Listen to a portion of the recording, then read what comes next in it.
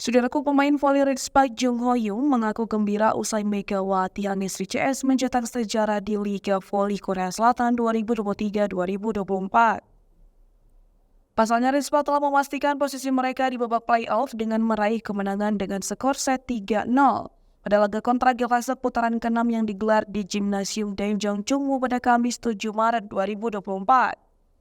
Dalam pertandingan tersebut, Jung Ho-young yang kerap dijuluki Monster Block menunjukkan keunggulan sebagai middle blocker dengan mencetak 9 poin termasuk 5 blok sukses.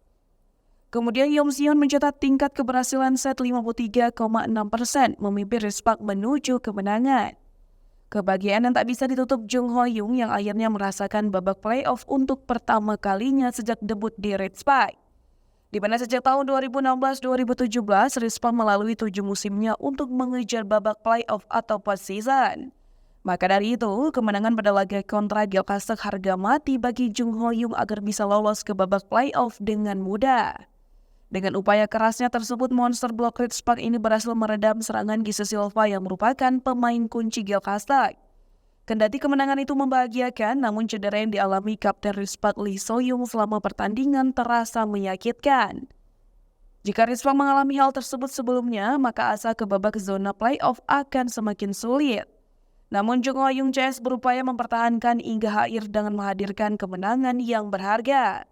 Di mana rasa percaya diri Jung Ho-young yang sangat optimis membuat middle blocker tersebut tak khawatir dengan kehilangan Lee So-young di sisa set pertandingan.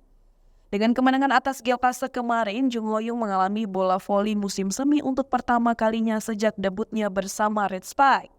Upaya pemain yang berposisi middle blocker tersebut juga signifikan untuk meraih hasil poin laju ke babak playoff. Mereka bekerja bersama sambil latihan secara mandiri pada malam harinya. Diketahui, Ritz-Park akan menghadapi Hyundai Listed dan Pink Spider di babak playoff mendatang.